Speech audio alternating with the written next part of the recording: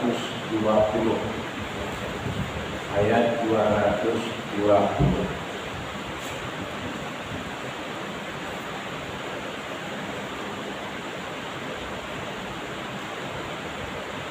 A'udzu billahi minasy syaithanir rajim. Bismillahirrahmanirrahim.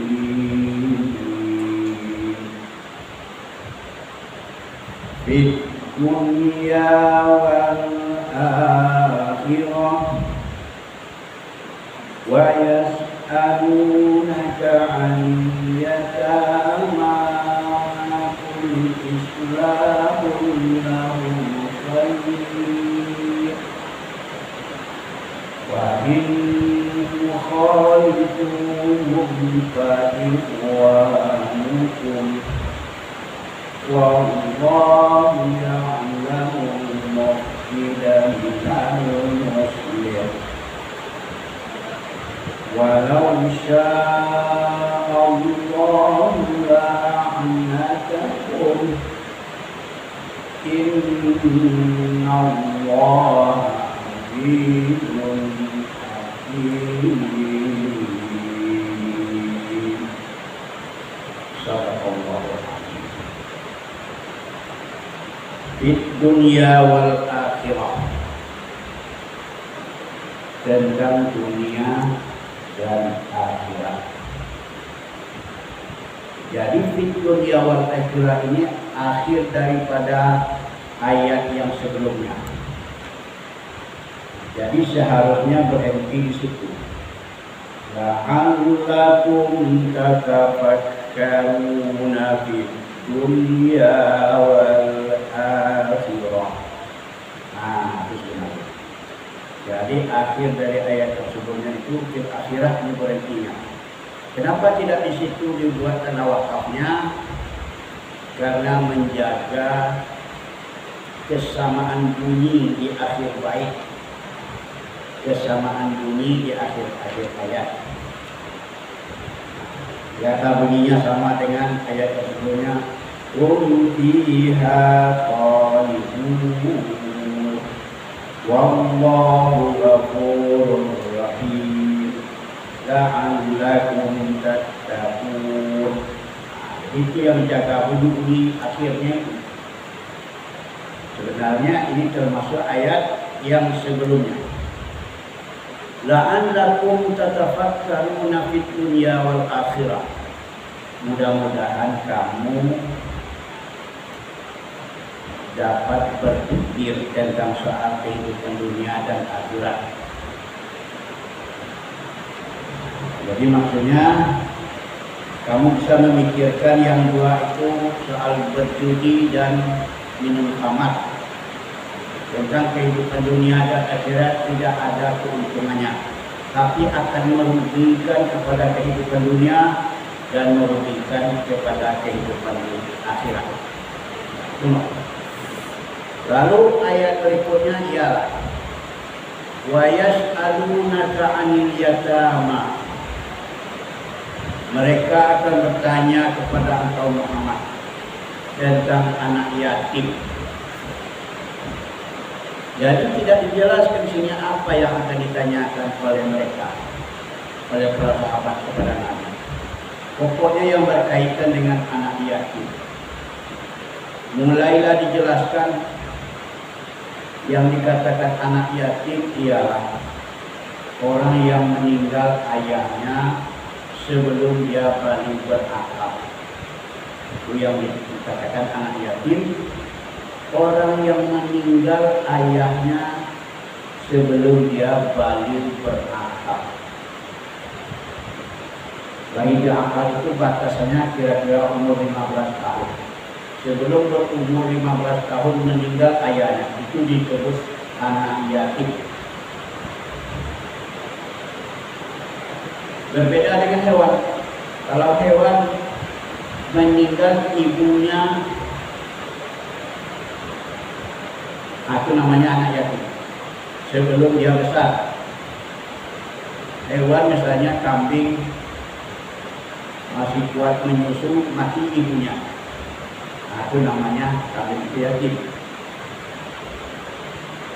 Itu bedanya. Anak yatim itu kalau meninggal ayahnya, hilanglah orang yang bertanggung jawab untuk memenuhi kehidupannya. Memenuhi kebutuhan hidupnya tidak ada lagi. Maka oleh sebab itu yang menjadi ayahnya adalah seluruh orang-orang yang beriman. Jadi ditanyakan, itulah yang dikatakan anak yatim.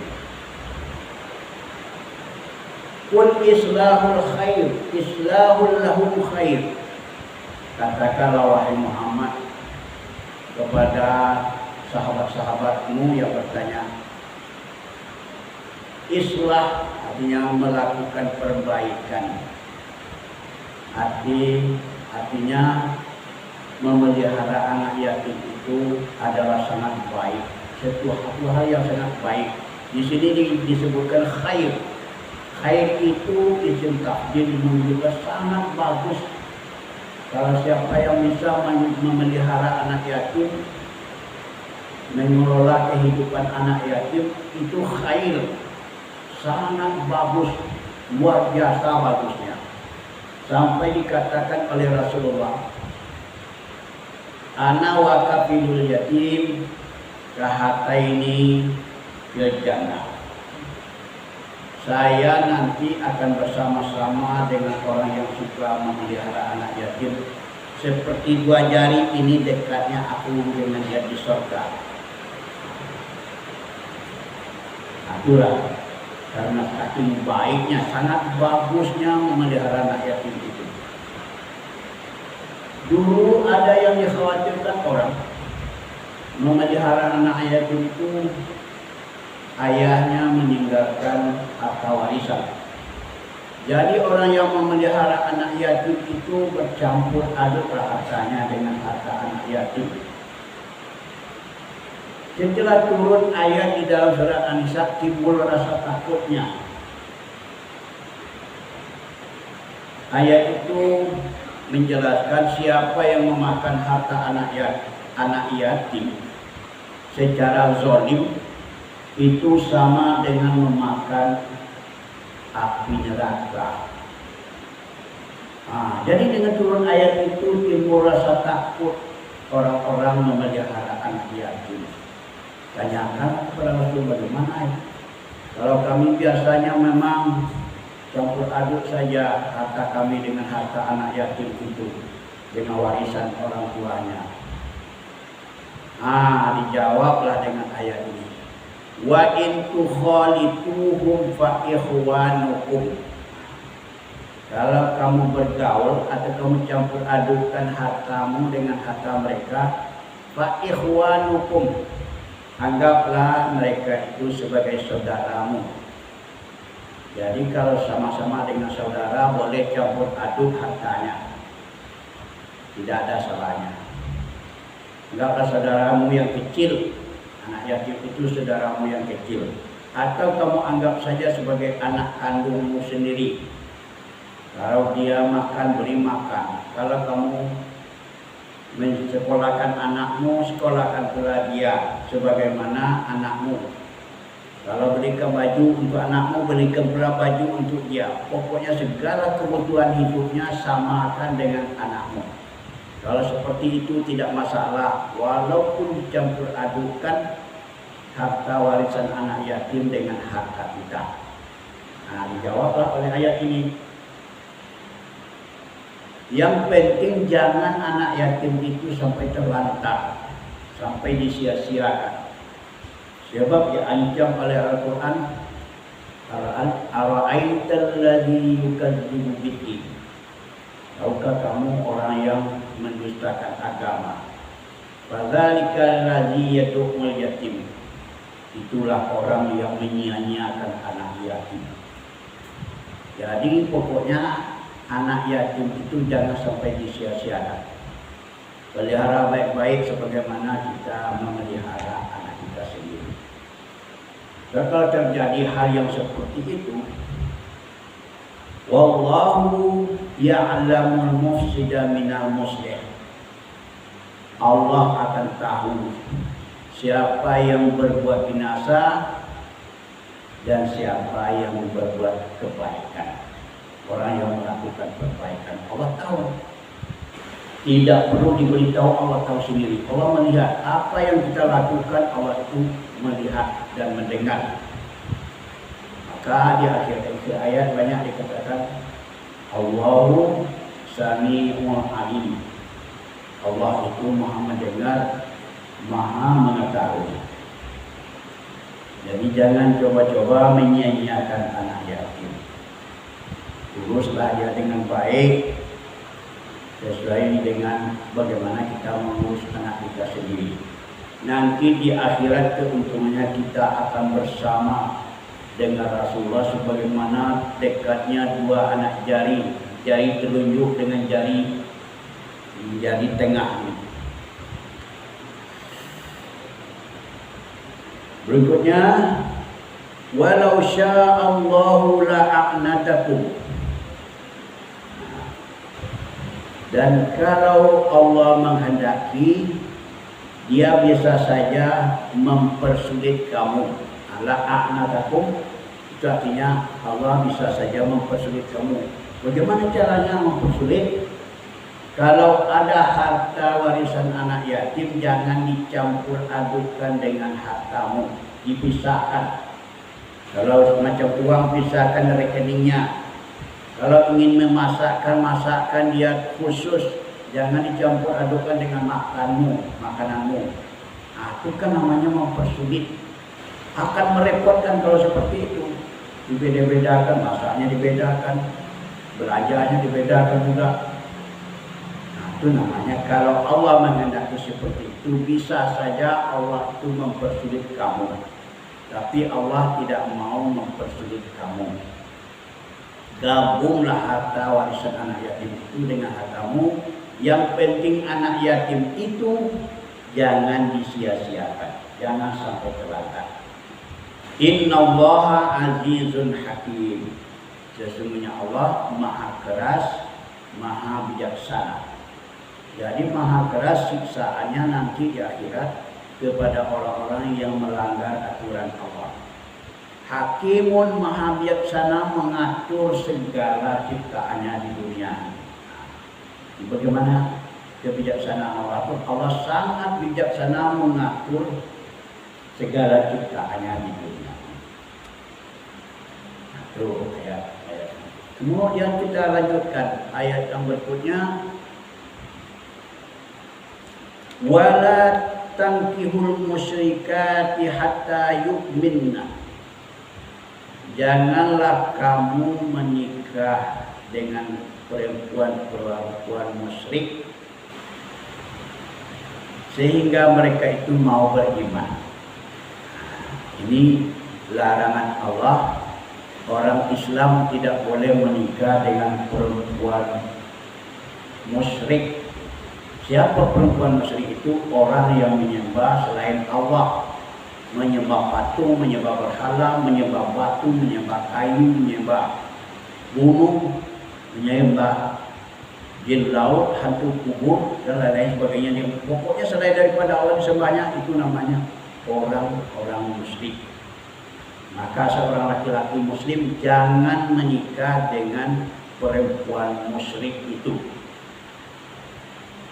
Wala amatun mu'minatun khairum min musyrikin walau a'jabatkum min musyrikatin walau a'jabatkum. Seorang amat, seorang budak perempuan yang beriman itu jauh lebih bagus dibandingkan dengan seorang perempuan musyrik walaupun dia menarik hatimu, walaupun kamu tergoda olehnya misalnya, tapi dia musyrik.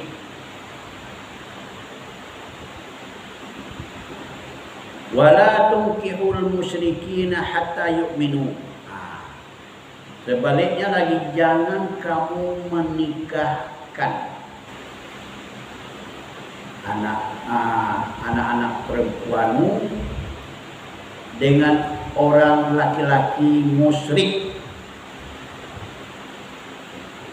sehingga mereka itu mau beriman.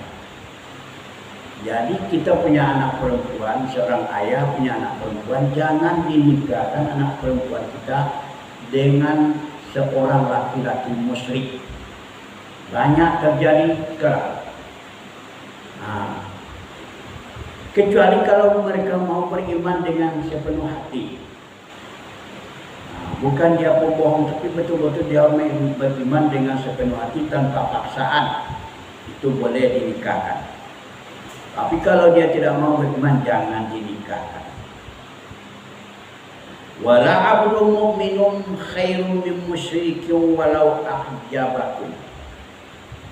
Seorang budak laki-laki yang beriman itu jauh lebih bagus, jauh lebih baik daripada seorang musyrik, ya, seorang laki-laki musyrik, walaupun dia menarik hatimu, walaupun dia gagah misalnya, uangnya banyak, kaya raya, kamu sangat tertarik kepadanya.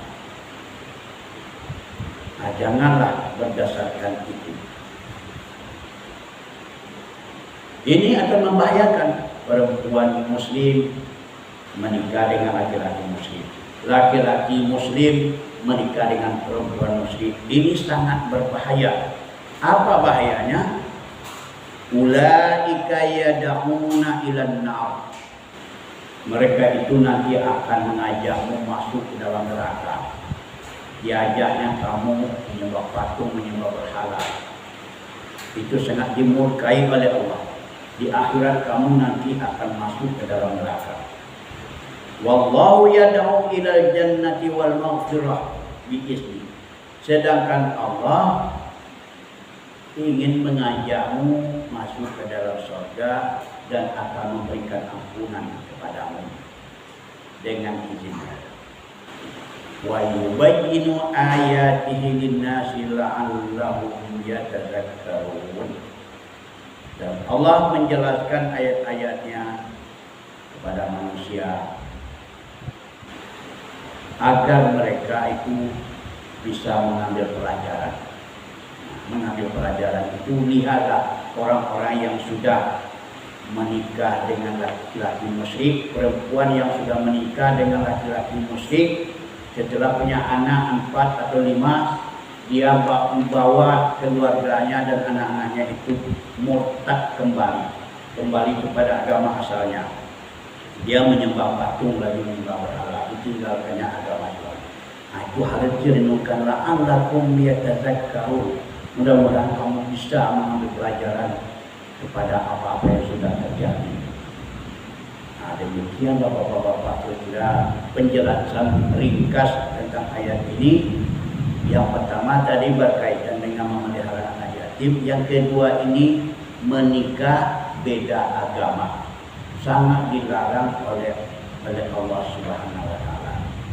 Demikian saja, semoga bisa menjadi renungan bagi kita semua. Sekarang mari kita lanjutkan dengan terjemahan. Bismillahirrahmanirrahim.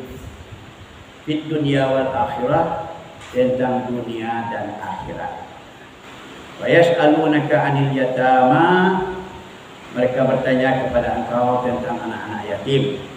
Qul islahul lahum khair. Katakanlah, menghadapkan perbaikan terhadap mereka itu adalah sangat bagus. Wa in tukhalituhum fa ikhwanukum.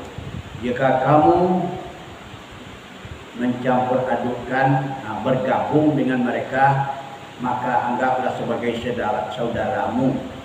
Wallahu ya'lamu mufsida minal muslih.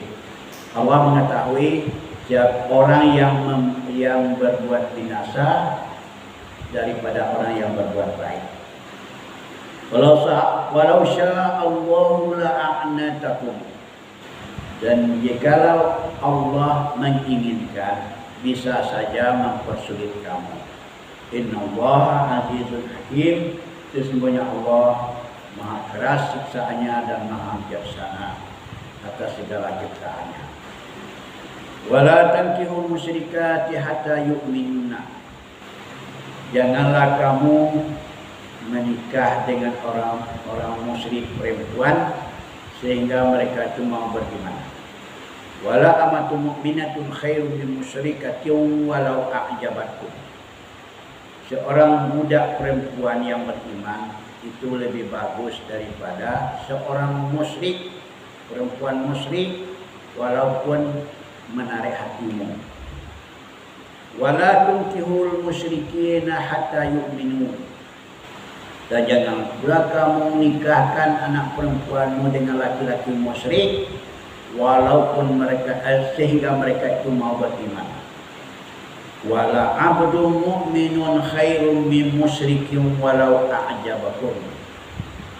Dan seorang hamba atau budak orang beriman laki-laki lebih bagus daripada seorang musyrik laki-laki walaupun dia menarik hatimu.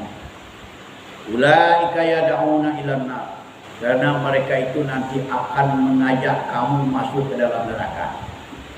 Wallahu yad'u ilal jannah. Sedangkan Allah mengajak ke dalam surga. Wal maghfirah biizni. Dan mendapat ampunan dengan izin Allah. Wa yubayyinu ayatihi lin-nasi la'allahum yatadhakkarun.